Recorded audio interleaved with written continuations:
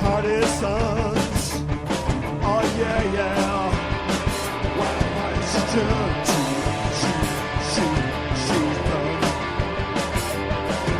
She's done for you. Oh yeah, yeah, yeah.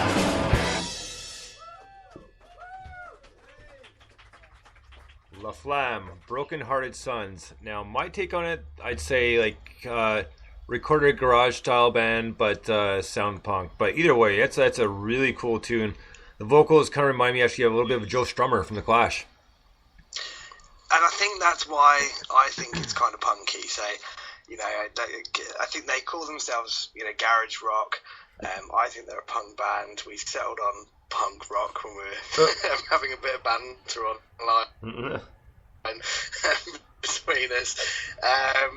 But whatever, it doesn't matter what you call it. It's just really, really good. And I was just saying to you offline, I think it actually takes, for an unsigned band, I actually think it takes a lot of guts to put out a live album. You know, when big bands do live albums, you know, they will, they'll have hundreds of thousands of people there, so they can just turn up the cheering if they make a mistake. They'll put auto-tune on stuff. They'll kind of do it over 2 or 3 nights in the stadium maybe, and, you know, pick the best songs for the best night. These guys just did this at a launch party for Zycotica. Zycotica is a couple of bands not actually related to them, so I'll talk about that a bit later. But they did this studio, label launch thing, recorded it, and it's really tight and really good and really, again, bags of energy, bags of attitude, and for me that's kind of punk all over. So I don't know what that says about the week I've been having, where I've submitted, you know, a couple of punk songs straight away and gone, let's bash these out, but it's fast and furious and I like it. So yeah, cool. Really good songwriters as well, like the structure of the tune, and, you know, I love a good guitar solo, and that's for sure. Got all that. It hits all the right buttons for me. So great band. Again, we kind of shout them out every now and again on the ONEMANSTANDING page because we think more people should hear them, and they're top quality. So great that they're on the show. Right on. So before we get to our next tune, just jump back to the Jubilee thing for a second, because this is along the lines of the same thing. I mean, because it was a big deal. Do you remember Live 8 back in 2005? Yeah. And they what was the park they played in? It's probably Hyde Park. Hyde Park, yes, thank you. I'm just going to say it's a familiar name. But the point I was getting to was, remember Pink Floyd played 3 songs, like the original band, right? And I was so excited to see it, to sit down on my laptop on my computer and watch it. And I was so excited, but you could still see the tension between Gilmour and Waters, because obviously they broke up because there's 2 intelligent, creative minds butting heads and couldn't stand each other anymore. But you could still see it, and man, the look on Dave Gilmour's face is like, can we get this over with? Because I really don't want to be here. Because even at the end, Roger Waters, you can see he's still smiling, because Roger Waters loves performing, and, you know, and he's a great musician, so it's nothing against him. But it just, like, you could see Dave Gilmour still has got that chip on his shoulder. He's like, you know what, man, still F you. Like, yeah, like I'm only doing this probably because I can make a few extra bucks and just to please some old fans, you know, like. And I hate to be that way because I love Pink Floyd, but just the look on his face. If you look that up, you look that video up from Live 8, man, you'll see the look on Dave Gilmour's face. He's not pleased in the least bit to be there.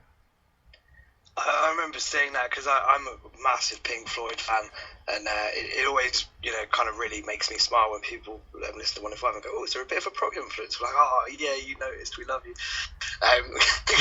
We kind of love that. And I remember sitting there thinking exactly the same thing, and you can really, really see it. And it's funny, sometimes you need that tension, and you wonder absolutely. how long that tension existed. Like, we mentioned the Ramones earlier. I can't remember who's who, but in that kind of original lineup, apparently one of them was really, really right wing, and one of them was really, really left wing, and they just used to fight in the van all the time on tour and stuff. And then they'd get up and kind of let that anger out in the music, and you think, well, that's cool. Well, yeah, I mean, and a lot of bands are like that. You just don't always hear about it, right? I mean, or it doesn't come to that point. The only thing is between Gilmour and Waters is they're two brilliantly creative minds, and I could see them eventually butting heads because, I mean, look at the stuff they put out while they were all together, before he left. And just on other bands, I remember, because like I know this because I have the Family Values tour DVD, the first Family Values of Korn and Ice Cube, and anyways, I'm a huge Korn fan, and at the time I did like Limp Bizkit, not so much anymore. But anyways, point being is, they were talking to the interview, so it's all obviously edited footage, but they're talking, and Wes Borland, the guitarist, he's sitting there with Joel Otto, he's sitting there with the drummer, and he goes, for the most part it's cool because sometimes, because Fred drives me effing nuts, and he goes, and I just want to kill him, and they show some of the things, and Wes is just like, man, like, why won't you shut up for 5 minutes, And I can totally see that too. Doesn't surprise me at all. I think Fred Durst would drive me mental. Oh, absolutely, I totally agree. Like, I could totally see where he's coming from, even though I don't know him personally. He's like, yeah. I'm glad those days are done, because that was one pompous ass that got fame for being that way. Then all of a sudden it kind of died off because people were finally starting to realize what an idiot he really was. This isn't some intelligent musician. This is just some guy blowing smoke up your ass and having people telling him what to say, because he is really not that bright, man. If you heard some of the interviews that he's done, it's like, what? I couldn't agree with you more. I love this don't hold back attitude we've got going on site. Maybe if last week was, what was it, Baseline Birthday, maybe right. This week is don't hold back Saturday. I don't know. Riffing it, I love it. You know what? The thing is, like, obviously it's just one person's opinion, and these bands are running their millions, so I'm not hurting them in the least bit, so. They're not too bothered, I don't think. Well, that's what I'm saying. Yeah, exactly. Some small-time podcasts in London, Ontario, I don't think they're overly concerned about it. So good stuff. Yeah. So next up, we're getting to another band you submitted. This one's Seasons Hollow. Go ahead, Mike. Yeah, so I'm not as close to these guys as some of the bands I submit. A lot of the music I kind of put forward is people that I know, and they're releasing new stuff. But I've kind of been aware of these guys for a while, and I just put a thing out saying, look, if anyone's got any new tunes, let me know, and I'll try and get it on the show. And I was really pleased when I heard from these guys, because they've got this thing where it really reminds me of kind of the whole 90s grunge era, and the guitars and everything have great tone, and as a guitarist and a bit of a guitar geek, it's all about great tone, and they just really have that. They're from Hereford, which is in the Midlands, so middle of the UK, middle of England, which is pretty much middle of the UK. And they're a really cool band. I think they probably call themselves something different. I call them kind of grungy, and they probably call themselves rock and metal or whatever. But I don't care about genre. I just like it, right? So yeah, check it out, see what you think. Here we go with Seasons Hollow and I Was Blind. Dig this.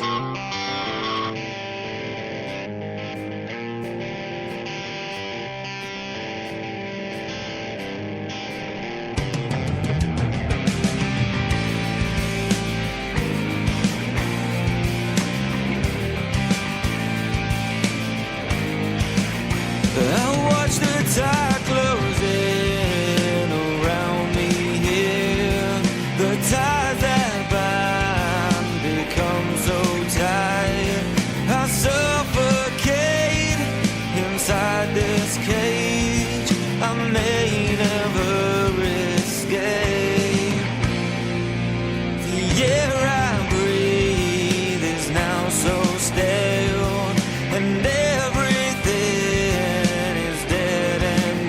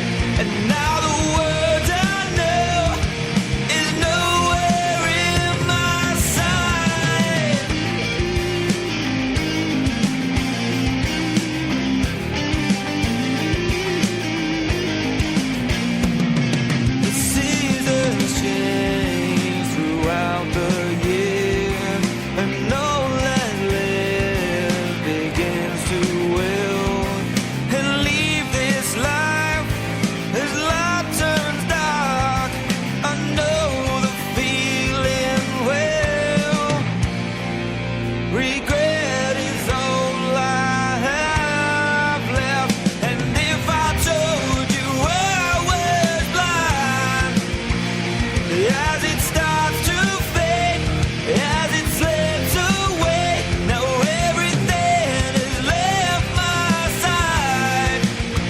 And now the world I know is nowhere in my sights. Look around, there's nothing in for me.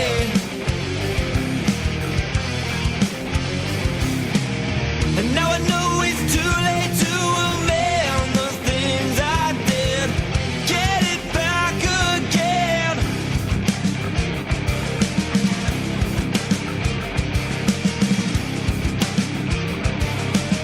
And it's right before me if I told you I was blind. As it starts to fade, as it slips away, now everything has left my side.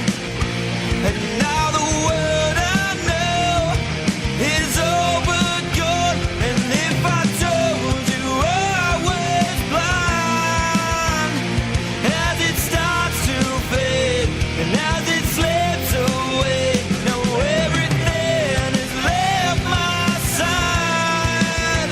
And now the world I know is nowhere in my sight.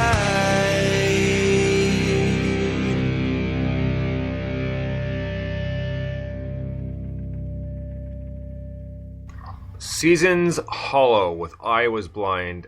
Mike, you're definitely right, man. That was totally 90s sounding, but it was really cool. Like, I really enjoyed that. It really brought me back to alternative grunge days, and and so it encompasses like the beginning of the 90s till about 97-ish, roughly. And like, but yeah, really cool. Like, the vocals were cool, like, the layer strong. Like, I really dug this tune. I love it. It's just, for me, I mean, I don't know what my top 5 bands of the 90s are. It would probably change, hourly. But whatever hour you ask me that question in, they all probably have a little bit of these guys in it, or these guys have a little bit of them in it, if you like. So that works for me completely. So like I said, I was really excited when they when they sent through the track. The tone is brilliant. Just like even the lead guitar, I don't know if he's on the rhythm pickup or where he is. It just sits so nicely in the mix, and he really hits that sweet spot. And I don't know if that's kind of, maybe they spent thousands on recording it and got it to sound like that. Maybe they just know what they're doing. Maybe it's a combination of both. But whatever, it works and it's great. Right on. So, just a couple of things. Just speaking of 90s bands, one of my favorites, and I'm glad I got a chance to see him, was Alice in Chains. Yeah, And I love Alice in Chains. one of my go-to songs, just because it's such a heavy song, and it's off their album Dirt, is the song "Sick Man." Yeah, that's a Because brilliant tune. just the way it starts, just the kind of drag, and they're just so rough and hard, like right off the hop. It's like, man, yes, like I love this song, and just because the raw power behind it, and like I said, I got lucky to see them. I saw them probably